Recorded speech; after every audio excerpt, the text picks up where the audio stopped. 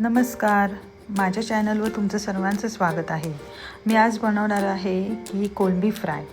आता ती बनवण्यासाठी मी सर्वात प्रथम ही एवढी मोठी मोठी कोळंबी मी घेतलेली आहे।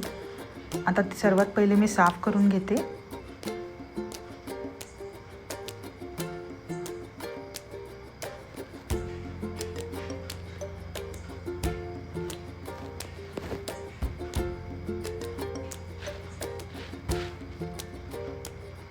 आता चांगल्या प्रकारे मी कोळंबी साफ करून घेतलेली आहे, त्याची संपूर्ण सालं काढलेली आहेत।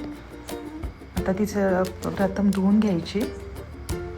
त्यानंतर 3 ते 4 वेळा चांगली धुवून घेतल्यानंतर तिचा वास सुद्धा थोडा कमी होऊन जातो। बघा, आता मी स्वच्छपणे धुवून घेतलेली आहे कोळंबी। तर त्याच्यामध्ये पहिल्यांदा आपण हळद घालूया, त्यानंतर चवीनुसार मीठ घालायचं,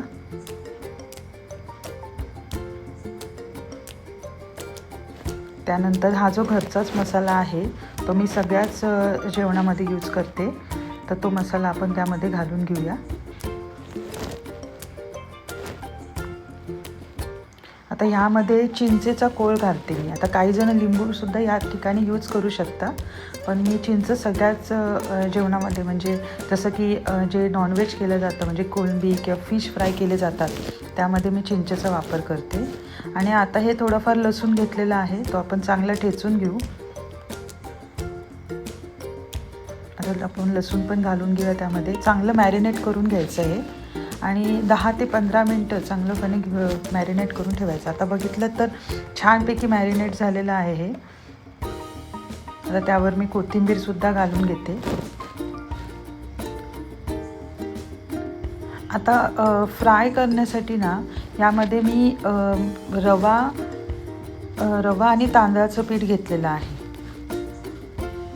आता जे रवा जो आहे आणि तांदळाचं पीठ यामध्ये कसं आहे की रवा हा थोडा क्रिस्पीसाठी आणि तांदळाच्या पिठाची टेस्टसुद्धा चांगली येते, त्यासाठी मी हे दोन्ही गोष्टी वापरते। तर हे चांगलं आपण मिक्स करून घेऊ।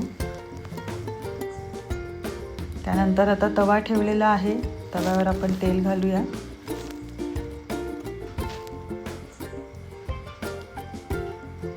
आता एक कोळंबी जी आहे, आपण याच्यातलं चांगलं मिश्रण जे केलेलं आहे ते आपण रवा आणि जे काही तांदळाचं पीठ आहे ते आपण मिक्स करून त्यामध्ये फ्राय करून तेलात सोडूया।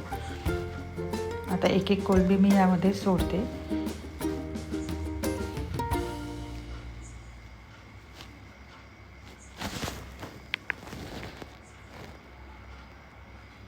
आता चांगले सर्व मी कोळंबी आहेत ना यामध्ये फ्राय करायला ठेवले। थोडंसं तेल घालते कमी पडले म्हणून, आणि आता वाफेला ठेवून देते।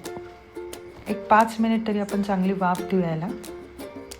नंतर आता बघितलं तर बघा, मी झाकण काढलेलं आहे आणि आता त्याची आपण बाजू पलटून घेऊया, म्हणजे दोन्ही बाजूनी कोळंबी चांगली शिजून निघेल।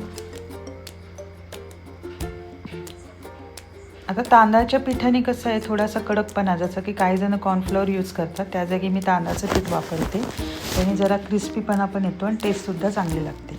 आता दुसऱ्या बाजूने सुद्धा आपण झाकण ठेवून फ्राय करू। आता वाफ दिलेली आहे। आता बघा, चांगल्या प्रकारे ना कोळंबी शिजलेली आहे इथे, तुम्ही बघताय। याचा वाससुद्धा खूप छान येतो। आता याच्यावरतून सुद्धा आपण सजावटीसाठी ना कोथिंबीर घातलेली आहे आणि अशा प्रकारे आपली कोळंबी रेडी आहे।